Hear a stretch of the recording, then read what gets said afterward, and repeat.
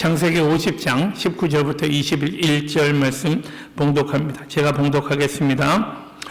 요셉이 그들에게 이르되 두려워 마소서, 내가 하나님을 대신하리이까. 당신들은 나를 해하려 하였으나 하나님은 그것을 손으로 바꾸사 오늘과 같이 만민의 생명을 구원하게 하시려 하셨나니 당신들은 두려워 마소서, 내가 당신들과 당신들의 자녀를 기르리이다 하고 그들을 간곡한 말로 위로하였더라. 아멘. 오늘 이 말씀은요, 요셉이 자기의 형제들에게 했던 말입니다. 자기 아버지 야곱이 세상을 떠나고 난 다음에 형제들이 요셉을 두려워해서 아주 쩔쩔매는 그런 와중에 요셉이 했던 말입니다. 이 오늘 본문 중에 가장 제 가슴을 때리는 말씀은요, 하나님이 그것을 선으로 바꾸셨다라는 고백입니다. 이것은 고백이에요. 요셉의 신앙 고백입니다. 우리가 요셉의 신앙 고백을 좀 배우고요, 또 배울 뿐만 아니라 우리 인생에서도 우리 삶에서도 우리가 실천할 수 있으면 좋겠다는 간곡한 소망이 있습니다. 여러분, 성경에 나오는 인물 중에요, 제일 억울한 사람, 억울한 일을 많이 당했던 사람들 좀 생각해 보셨는지 모르겠습니다. 성경에 나오는 사람 중에 억울한 일을 제일 많이 당했던 사람, 그러면은 사람들 이 사람 저 사람 다 꼽을 수 있겠지만 사실 예레미야도 좀 그런 사람이네요. 예, 눈물의 선지자 예레미야요. 바울도 그렇고요. 바울은 예수님이 주신 소명 때문에 그런 소명에 충성하느라 온갖 고생을 당한 사람입니다. 근데 요셉도 그런 사람이 아닌가? 요셉도 억울하기로는 탑3 가운데 드는 한 사람이 아니겠는가 생각을 합니다. 요셉의 인생을 좀 배워보십시다. 오늘은요, 야곱의 11번째 아들입니다. 요셉이 창세기에 등장한 것은 37장부터입니다. 창세기 50장, 그러니까 37장부터 등장했으면 몇 장입니까? 37, 38, 39, 4. 예, 무려 14장에 걸쳐서 등장합니다. 50장 중에 14장, 14장이면 분량이요, 아브라함보다 많은 분량입니다. 물론 아브라함도 14장 정도에 등장했던 것 같습니다. 그런데 절수를 따지면요, 분량은 아브라함을 능가하는 분량입니다. 이렇게 많은 분량을 차지하는 인물이요. 그것은 아마도 그의 인생이 갖는 의미가 적지 않았기 때문일 것이다 생각을 합니다. 성경에 나오는 사람 중에요, 가장 예수님을 많이 닮은 사람이다 라는 말을 하기도 하고요, 우리는 흔히 파란만장한 삶을 살았다 라는 말을 합니다만은 그야말로 요셉이야말로 그랬던 사람 아닌가 생각합니다. 그는 어린 시절에 하나님이 그에게 꿈을 보여주셨죠. 그 꿈을 생생하게 간직했던 사람입니다. 그 꿈은요, 자기 부모와 형제들이 자기에게 절하더라라는 꿈입니다. 그것을 혼자서 간직하고 있었으면 형제들로부터의 미움을 피할 수는 있었겠지만 어쨌든 그는 이 꿈을 눈치 없이 형제들 앞에서 자랑했고요, 또 뿐만 아니라 그의 아버지가 그를 너무너무 사랑했다고 했습니다. 예, 그에게는 채색 옷을 입혔다고요. 생각해 보십시오. 예, 그 시기에 염료가 얼마나 비쌌겠습니까? 그러니까 채색 옷은 색동 옷이요, 여러 가지 색깔이 들어간 옷. 그래서 그 시기에는요, 왕자쯤 되는 사람이어야 이런 옷을 입었다고 합니다. 그 아버지 야곱이 그를 얼마나 사랑했는지 알 수 있는 대목입니다. 그 요셉을 위해서는 돈을 아끼지 않는 것. 그러니까 무엇이든지 요셉을 위해서는 아끼지 않고 펑펑 써대는 그런 아버지였습니다. 사랑을 그렇게 표현했단 말이죠. 그러니까 형들로서는요, 요셉을 진심으로 사랑하기가 쉽지 않았을 것이라 생각은 합니다.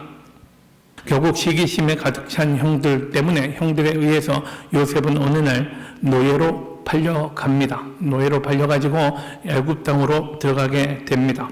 그때 요셉이 겪었을 정신적인 그런 충격을 한번 생각해 보십시오. 그는 아침에요, 왕자 같은 사람으로 그 형들에게 나왔습니다. 아침에 집을 나올 때는 왕자였습니다. 그런데 한순간에 그는 노예의 신세로 전락해서 이집트로 끌려 들어갔단 말입니다. 그러니 도대체 자기의 인생이 어떻게 풀릴지 알 수 없는 그런 운명을 생각하면서 잠 못 이루는 밤이 많았으리라 생각을 합니다. 그러나 요셉의 불운은 여기에서 그치지 않습니다. 오히려 뭐 노예의 자리보다 더 비참한 게 뭡니까? 노예로 감옥에 갇힌 거 아니겠습니까? 노예의 신세로 감옥에까지 갇히게 됩니다. 그러나 여기서 기적 같은 하나님의 은혜를 만나고 하나님의 은혜를 통해서 이집트 왕의 눈에 띄게 되었고요. 그렇게 해서 그는 당시 세계 절대 강국 이집트의 총리 대신이 됩니다. 그때 하나님이 그에게 미리 알려주셨던 기근이 닥치게 되었고요. 이 가나안 땅도 극심한 기근의 고통을 당하게 되었습니다. 그래서 형들은 필요한 식량을 구하기 위해서 애굽 땅에는 그래도 괜찮다더라 하는 소문을 듣고요. 애굽 땅으로 식량을 찾아서 그 요셉에게 찾아오게 되었습니다.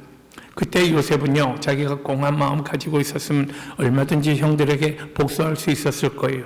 근데 요셉은 그렇게 체크하지 않고 형들에게 필요한 거 다 주고 보냈습니다. 형들이 식량을 구하기 위해서 두 번째 애굽에 왔을 때, 그때 요셉은 비로소 자기의 정체를 드러내 보입니다. 형제들은요, 그 순간 자기들 눈앞에 있는 애굽의 총리가 요셉이다, 자기들이 죽이려고 했던 요셉이다 라는 사실을 알았을 때 그들은 소스라치게 놀랐을 것입니다. 그러고는 떨었겠지요.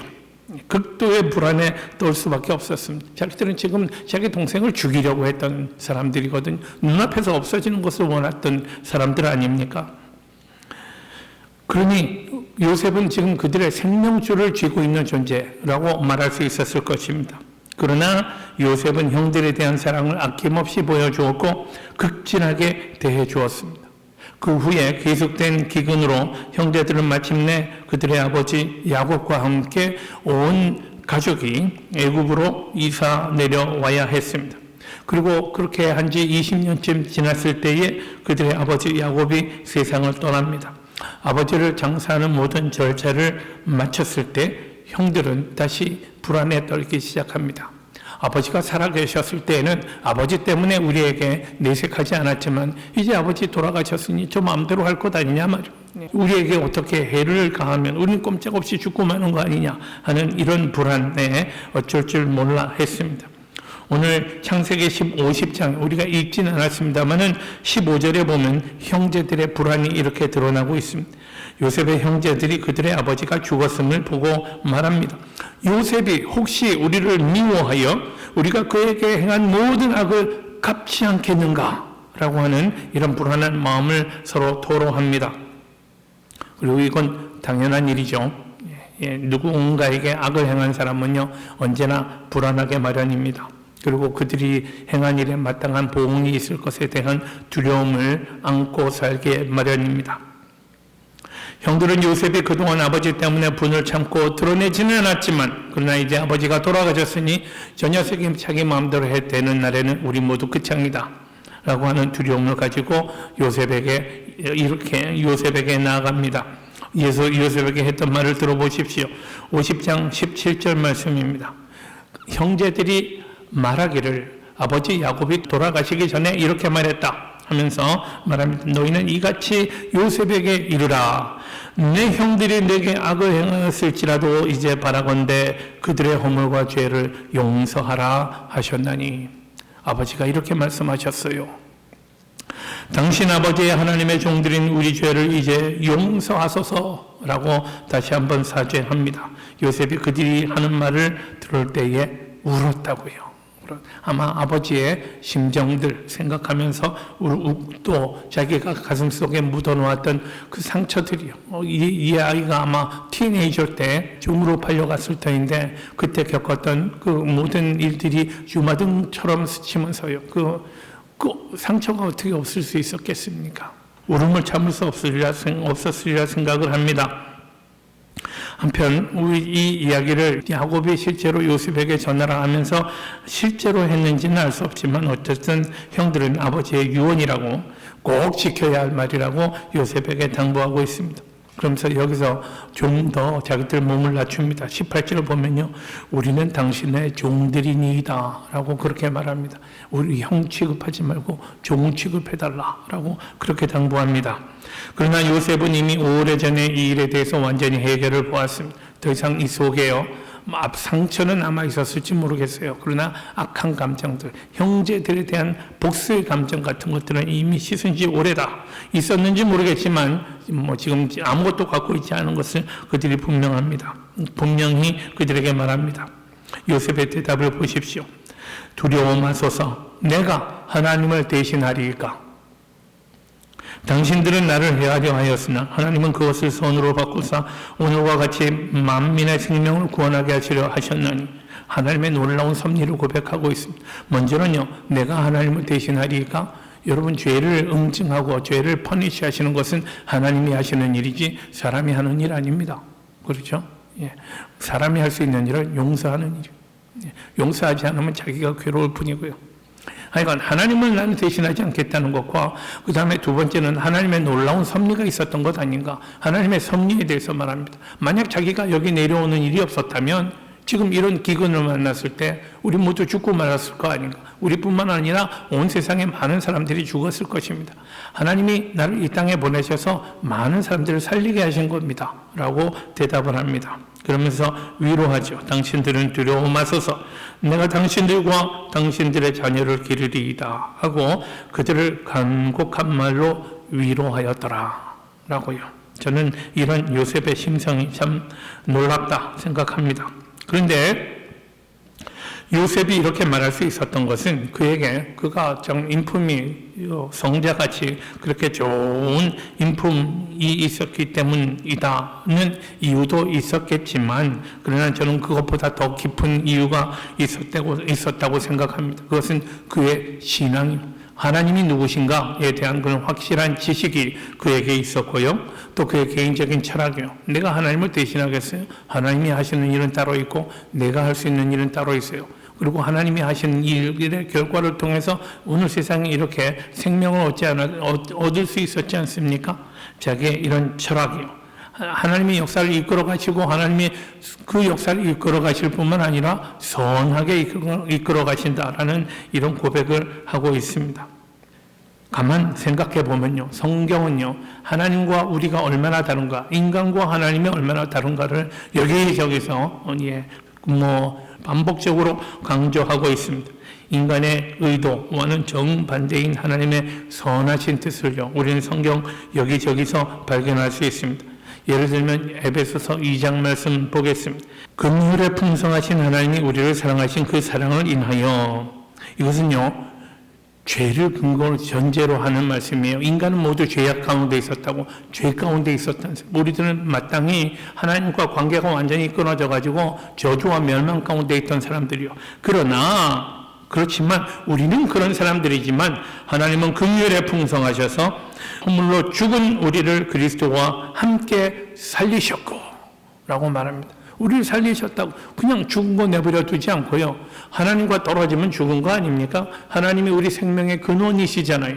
그런 근원인 하나님과 지금 고개를 하나님이 외면하셨다면 우리는 죽음이죠. 우리의 운명. 그런데 하나님은 그 죽음 가운데 있는 우리를 내버려 두지 않으시고요. 허물로 죽은 우리를 그리스도와 함께 살리셨고, 이것은 이미 예수 그리스도의 사역으로 이루어진 과거의 일입니다. 그래서요, 이 생명의 사역은 하나님의 은혜라고 강조합니다. 너희는 그 은혜로 구원을 얻은 것이라. 그렇죠? 인간은 죄 가운데 있어요. 그러나 그런 죄악된 인간을 하나님은 사랑하시고 구원하십니다. 그 다음에 고린도전서 2장 10절 볼까요? 2장 10절 보면요, 오직 하나님이 성령으로 이것을 우리에게 보이셨으니 인간은요 스스로 하나님을 알지 못합니다. 우리 안에 있는 우리는 죄 때문에요, 죄의 악한 영향으로 우리는 하나님을 찾지만 하나님을 찾을 수 없는, 알지 못하는 존재. maybe 우리는 하나님에 대한 비슷한 관념 같은 건 가질 수 있어요. 그러나 그 하나님이 우리의 창조주 하나님이요 여호와 하나님이신 것은 결코 알 수 없어요. 그렇지만 하나님은 은혜로 우리에게 당신을 계시하십니다. 그러나 오직 하나님이 성령으로 이것을 우리에게 보이셨으니 성령은 모든 것 곧 하나님의 깊은 것이라도 통달하시느니라. 하나님은 우리에게 보여주셨단 말이죠. 저 못된 것들 그냥 살다가 그냥 너 인생 그렇게 끝나라 라고 내버려 두신 것 아니고 우리에게 당신을 나타내 보이셨단 말씀입니다. 고린도전서 10장 13절은요. 사람이 감당할 시험 밖에는 너희가 당한 것이 없나니 우리는 지금 시험을 당할 수밖에 없는 존재예요. 왜냐하면 우리는 죄악된 존재잖아요. 우리는 아직 죄의 영향 아래에 있잖아요. 그래서 걸핏하면 우리는 죄의 유혹에 넘어집니다. 뭔가 좋은 거 있으면요. 그러나 하나님은 그러나 오직 하나님은 미쁘사 너희가 감당치 못할 시험 당함을 허락지 아니하시고 시험 당할 즈음에 또한 피할 길을 내사 너희로 능히 감당하게 하시느니라. 시험 때문에 우리가 무너져서요 망하게 내버려 두지 않으신다는 말씀입니다. 하나님의 섭리는 계속 나타납니다. 고린도전서 1장 27절 보면 하나님께서는 세상의 미련한 것들을 택하사 우리 사실 보면 하나님 앞에 또 사람들 앞에 내놓을 것 별로 없는 존재들입니다. 그러나 하나님은 우리를 통해서요. 우리를 통해서 세상의 지혜를 부끄럽게 하십니다. 또 세상의 약한 것들을 택하사 세상의 강한 것들을 부끄럽게 하시는 주님. 가장 놀라운 것은요. 사도행전 13장 30절이요. 그러나 하나님이 죽은 자 가운데서 저를 살리신지라. 인간의 죄악과 어두운 현실에도 불구하고 하나님의 지극한 사랑과 은혜를 대조하며 하나님의 방법이 무엇인가를 보여주는 수많은 성경 구절들이 있습니다. 하나님의 방법과 인간의 방법이 이렇게 다르다고요. 지금 형들을 향한 요셉의 대답을 다시 한번 우리가 주목해 보십시다. 20절 말씀이 오늘 본문 20절 말씀입니다. 당신들은 나를 해하려 하였지만 형제들의 의도는요. 나를 없애버리는 것이었어요. 이 형제들이 나를 얼마나 미워했는지 그들은 나를 죽여 없애려고 하였지만 그러나 하나님은 그것을 선으로 바꾸셨어요. 사람들이 일단 하는 악행은 하나님 그냥 두셨지만 그냥 그 결과가 좋게 만드신단 말입니다. 하나님은 그것을 선으로 바꾸사 오늘과 같이 만민의 생명을 구원하게 하셨나니 라고 말합니다. 다시 한번 그 형들을 생각해 봅시다. 형들은요, 장난으로 이 아이를 팔아버린 것 아닙니다. 그죠? 맨 처음에 죽여버리려고 그랬어요. 죽여 없애려고요. 그러다가 생각을 바꿔가지고, 그럼 죽이지는 말고 종으로 팔아버리자 그랬어요. 그런데 생각해 보십시오. 예, 이 왕자같이 살던 아이가 다른 나라에 가서 종으로 살아야 하는 삶이 행복했겠어요? 저는 이것이 한 번 단번에 죽는 것보다 훨씬 더 큰 고통이었다 생각을 합니다. 얼마나 힘들었겠습니까? 내일을 알 수 없는 노예의 삶인데 그것이 차라리 하루하루 지옥 같은 삶이 아니었겠는가 그렇게 생각합니다. 그러니 형들이 했던 짓은요 살인보다 더 악한 짓이요. 말로 다 할 수 없는 악한 짓들입니다. 형들이 피를 나눈 형들이요. 그러니 형들의 의도대로 되었다면 동생 요셉은 살아있는 것이 아닌 그런 인생을 얼마나 살아야 될지 모르는 그런 비참한 그런 지경에 빠지게 되었을 것입니다. 요셉 형제들은요, 인간들끼리 엮어가는 삶이 어떤가를 보여주고 있습니다. 사람들이 얼마나 싸워댑니까? 배은망덕이라는 말 있잖아요. 여러분들 아마도 인생을 살아오시면서 누구나 배은망덕 같은 일들을 당해보신 일들이 있으실 겁니다. 그것은 사람마다 욕심이 끝이 없어서 그렇습니다. 자기를 사랑하는 마음이 너무 크고요. 남을 어떻게 해서든 자기가 잘 되려고 하는 마음이 다들 그렇게 강하단 말입니다. 그래서 사람과 사람이 싸우고 나라와 나라가 싸웁니다. 이렇게 싸움과 미움과 위험만이 우리 인생의 힘든 모습이면 우리 인생의 모든 모습이라면 그것이 얼마나 힘들겠는가 하는 생각을 합니다. 여러분, 저는 이제 그 요셉이 겪었던 그런 그 어뷰스 있잖아요. 요셉이 겪었던 억울한 일들이요. 그런 일들을 하나씩 한 3가지 정도 요약해서 말씀드리려고 그래요. 하나님 얼마나 억울했겠는가를 보려고 그럽니다. 그럼에도 불구하고 그가 이렇게 말할 수 있었던 원인이 뭔가를 찾아내기 위해서 그렇습니다. 먼저 형들의 미움을 좀 보십시다. 요셉이 어린 아이였을 때 자기 꿈을 그런 식으로 이야기했던 것은 분명히 좀 어리석은 일입니다. 남의 감정을 생각지 못하고 함부로 그렇게 얘기했던 것은 그러니까 어린아이지. 어린아이들이 그런 거 생각합니까? 이 아이가 자랑으로 했던 이야기라고도 생각하지 않습니다만 어쨌든 듣는 형들에게 있어서는 듣기 싫은 아주 괴로운 이야기였습니다. 그러나 요셉 입장에서 생각하면 실수 정도였다고 볼 수 있을 것입니다. 그러나 이것은 동시에 하나님의 계시였습니다. 하나님은 이후에 어떤 일이 일어날 것인지에 대해서 하나님이 보여주셨던 거죠. 그 일 때문에 안갚음을 한다면, 그 일 때문에 죽음보다 더한 그런 복수를 한다면 너무나 심한 복수다라고 생각합니다. 형들의 의식 속에 요셉이 자기들과 다른 점이 있고 이런 점 때문에 아버지로부터 편애를 받고 있다라는 생각에 형들은 요셉을 사랑할 수 없었습니다. 그래서 지금 요셉의 형들과 요셉의 대조가 그 성경을 통해서 잘 드러나고 있습니다. 이 요셉의 형들은요, 잔혹한 사람들입니다. 예. 동생에 대해서 이렇게 악한 마음 품을 수 있습니까? 아직 어린아이가 아무것도 모르는 그런 가운데서 했던 이야기 때문에 그렇게 큰 앙심을 품을 수 있나요? 아버지가 막내 아들 사랑한다고 그렇게 앙심을 품으면 됩니까? 그냥 그렇게 넘겨야지. 형들은 매우 악한 사람들이에요. 그런 사람은 그렇죠. 그러나 이런 형들에 비해서 요셉은 얼마나 너그럽습니까? 그가 받은 상처가 얼마나 컸을 터인데도 불구하고 그는 형제들의 악행에 대해서는 모두 눈 감아 버렸습니다. 다 지나간 일로 끝내버렸단 말입니다. 해결했습니다. 그렇죠? 또 형들은 매우 불경건했습니다. 하나님에 대해서 생각하지 않은 사람들. 형들은요, 반면에 요셉은 경건했던 사람이에요. 나중에 요셉이 바로 앞에서 이제 하나님이 하실 일에 대해서 바로의 꿈을 해석하면서요, 이것은 하나님이 내게 알게 하신 일이라고 대답한 대목을 여러분 기억하실 것입니다. 자기가 우쭐하는 거 아니고요, 하나님이 하신 일이라고요. 그것도 애국 사람들에게는 하나님은 이방신이고요, 자기들이 섬기는 신은 따로 있어요. 바로는 왕 같은 신 같은 존재예요. 근데 그 바로 앞에서 하나님이 알게 하셨다고 이야기하는 이 믿음을 보세요. 그 믿음은 형제들과 달랐습니다. 또 형제들은 대단히 세속적이었습니다. 아예 팔아놓고 돈 챙기고 이러는 사람들이었습니다. 그죠? 자기 동생 팔아놓고 말이죠. 그러나 요셉은 영적인 사람, 어떤 그가 철학이요, 또 그의 세계관이 영적인 사람이었습니다. 이렇게 볼 때 요셉은 진실로 하나님의 사람이었습니다. 그리고 그런 요셉을 그들은 생명을 살려두었다 하지만 생명을 죽이는 것보다 더한 악행을 요셉을 향해 저지르게 됩니다. 성경에 나오는 가장 끔찍한 이야기 중 하나가 아니겠는가 생각합니다. 과거가 이랬으니 그들이 공포에 떠는 것은 당연한 일입니다. 자, 먼저 요셉이 겪어야 했던 억울한 일, 형들의 증오요.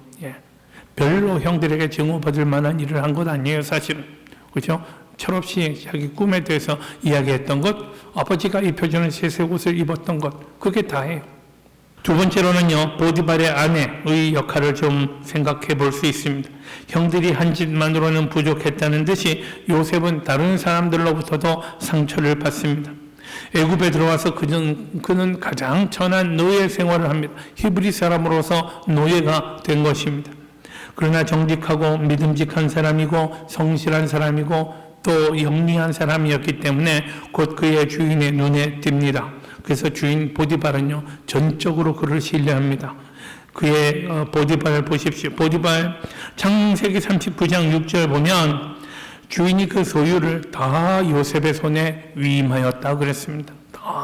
네가 알아서 다 해라 라고 할 정도로 주인의 신임을 받는 사람. 근데 마지막 부분에 보면 요셉은 용모가 준수하고 아담하였더라 라고 말합니다.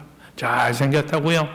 요셉은 용모가 빼어나고 아름다웠더라 라고 글이 새로운 번역은 그렇게 말합니다. 그러니 보디발의 아내가 그를 향해서 다른 마음을 품게 되었습니다. 이 여인은요, 집요하게 요셉에게 접근하면서 지속적으로 그를 유혹하였던 것 같아요. 요셉은 결국 그 여인으로부터 도망해야 했고요, 이 일 때문에 여인의 모함을 받고 감옥에까지 갇히게 됩니다. 생각해 보십시오. 그는 정직했고요, 성실했습니다. 근데 바로 그 일 때문에 다른 사람에게 모함을 받고 감옥에까지 갇히게 되었단 말입니다. 얼마나 억울합니까? 이렇게 감옥에 갇혔는데 감옥에서는 어땠습니까? 세 번째 억울한 문제입니다. 감옥에서 만난 사람들이 있습니다. 바로의 술 맡은 관원장, 또 떡 맡은 관원장이 있었습니다. 요셉은 그들의 꿈을 풀어주면서요, 술 맡은 관원장이 곧 회복될 것을 알려줍니다. 그러면서 그에게 부탁합니다. 40장 14절 말씀입니다. 보십시오. 당신이 득이하거든 나를 생각하고 내게 은혜를 베풀어서 내 사정을 바로에게 고하여 이 집에서 나를 건져내소서.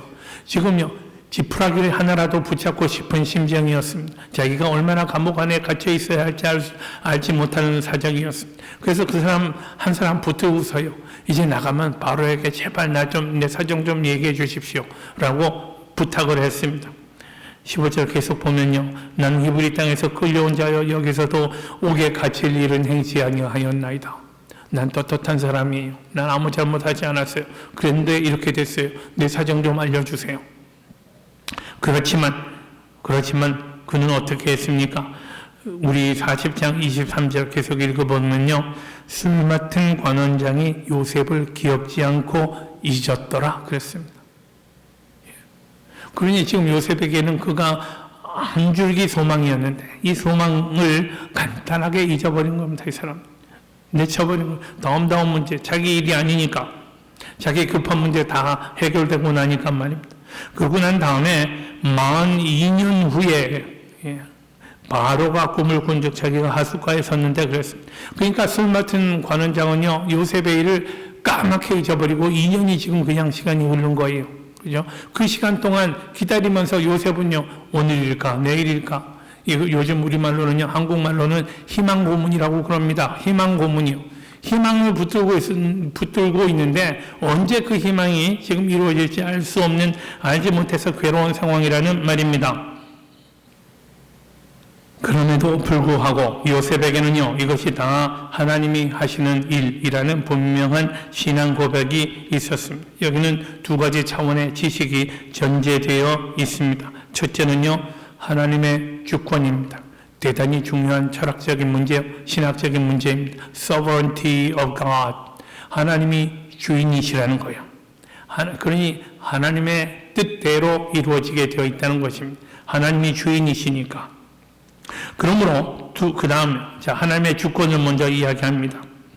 하나님이 먼저 허락하지 않으시면 하나님의 백성에게는 어떤 일도 일어나지 않는다고요. 우리에게 일어나는 일은 아무것도 우연이나 사고가 아니라는 거예요. 하나님이 주인이시니까. 두 번째는요, 하나님의 주권 아래서 일어나는 일이기 때문에 어떤 일이든 우리에게 손해가 되는 일은 아니다라는 거예요. 하나님은 하나님의 백성에게 악을 행하지 않으십니다. 믿으십니까? 예. 하나님 우리를 고통스럽게 만드는 분이 아니라는 말입니다. 예. 내가 병에 걸렸어요. 아픔이 있어요.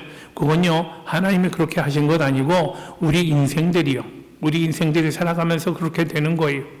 그렇죠? 예. 하나님이 의도하신 일이 아니라는 말입니다.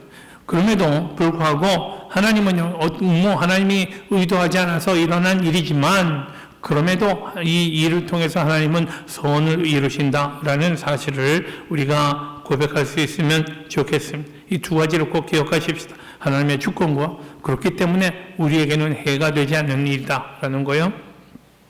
사도 바울도 이 사실을 선언합니다. 로마서 8장 28절 말씀입니다. 우리가 알거니와 하나님을 사랑하는 자 곧 그 뜻대로 부르심을 입은 자들에게는 모든 것이 합력하여 선을 이루느니라 라고 선언합니다. 선언입니다. declaration. 그죠? 이건 그렇게 될지도 몰라, 그렇게 되면 좋겠어 하는 말이 아니라 그렇게 되게 되어 있다라는 선언입니다. 이 선언은 요셉의 삶을 통해서 충분히 입증되었습니다. 적어도 세 가지를 알 수 있습니다. 먼저 하나님은요, 당신을 사랑하는 자의 선을 위해서 일을 하신다고요. 우리가 하나님을 사랑한다면 분명히 하나님을 사랑하는 자 곧 그 뜻대로 부르심을 입은 자들에게는 모든 것이 합력하여 선을 이루느니라. 그러니 우리가 하나님을 사랑한다면 하나님은 우리의 선을 위해서 일하신다라는 사실을 우리 기억하면 좋겠습니다. 외경상 요셉은 정반대의 일을 당했습니다. 끝없이 추락합니다. 한 번 추락하고 그 다음 또 추락하고 그 다음 또 낭망에 빠집니다. 우리에게도 겉만 보면 과연 이게 하나님의 선인가? 사실 우리 믿는 사람들이 선교사님들에게도 이런 일들이 얼마나 많은지 모릅니다. 그러나 여러분, 하나님이 모든 일을 통제하고 계신다면 그런 하나님이 통제하시는 모든 일들이 우리의 소원을 위해서 작동하고 있다라는 사실에 대해서 우리가 믿음으로 신뢰하게 되는 거죠. 믿음으로요. 그래서 우리는 하나님에 대한 신뢰를 갖게 됩니다. 하나님에 대한 신뢰요. 요셉의 경우 바로의 꿈을 해석하는 장면에서 아까 말씀드렸듯이 이건 내가 똑똑해서 알게 된 거 아니고요. 하나님이 내게 알게 하신 것입니다. 라고 고백하는 장면이 있습니다. 그런 지금 감옥에 갇힌 신분이요. 히브리인이고요. 예. 왕을 시인으로 섬기는 나라에서 왕 아닌 다른 시인을 높이는 일이 얼마나 위험한 일인가를 알 수 있으실 것입니다. 이게 지금 결코 작은 일이 아니란 말입니다. 그죠? 감옥에 갇힌 죄수의 신분에서요. 그는 그 자리에서 하나님을 선언했습니다. 그리고 그 후에 요셉의 한 일은 더욱더 큰 용기를 필요로 하는 일이었습니다. 형들의 악행을 용서하는 일 아닙니까? 거기에 대해서도 똑같은 고백을 합니다. 이건 하나님이 하신 일이라고. 또 하나님이 앞으로도 하실 일이라고. 우리에게는 이런 용기가 있는가요? 우리 상황이 어떻든지, 어떤 악한 사람이 우리에게 어떤 고통을 끼쳤는지 그것조차도 하나님이 그것을 선으로 바꾸신다라고 고백할 수 있는 그런 믿음이 있으면 좋겠다. 얼마나 좋겠는가. 또 성경은 우리에게 그런 믿음을 도전하고 있습니다. 우리가 알거니와 하나님을 사랑하는 자, 곧 그 뜻대로 부르심을 입은 자들에게는 모든 것이 합력하여 선을 이루느니라. 여기 모든 것에 우리가 주목을 하십시다. 기쁜 일, 좋은 일, 선한 일, 아름다운 일, 행복한 일뿐만 아니라 고통스러운 일, 상처가 되는 일, 절망을 안겨주는 일, 생각하고 싶지 않은 일, 너무나 괴롭고 아픈 일까지라도 모든 일에 포함이 됩니다. 이 모든 일이 합력해서 선을 이루게 하신다고요. 우리 성도님들은 이런 믿음을 가지고 하나님을 찬양하고 예배하고 신뢰하는 그런 분들이 되면 참 좋겠습니다. 그런 교회가, 그런 성도들이 모인 교회를 하나님이 기뻐하시지 않겠습니까? 우리는 그런 교회가 되고 그런 성도들이 되는 그런 믿음의 복이 우리에게 있기를 축원합니다. 기도하십시다. 전능하신 하나님, 오늘도 우리가 예배하게 하시고 또 우리에게 말씀하여 주신 하나님을 만나게 하시니 감사합니다. 하나님, 우리에게 그런 믿음 주십시오. 하나님이 모든 것을 바꾸셔서 선을 이루게 하십니다. 라고 고백하는 이런 믿음을 우리에게 허락하여 주옵소서. 실제로 하나님이 그렇게 하시는 것을 사람들에게 선언하고 또 증언하고 하나님을 높이는 주의 백성들 되게 하여 주옵소서. 우리에게 믿음의 복을 알게 하신 주님을 찬양하옵고 예수님의 이름으로 기도하옵나이다. 아멘.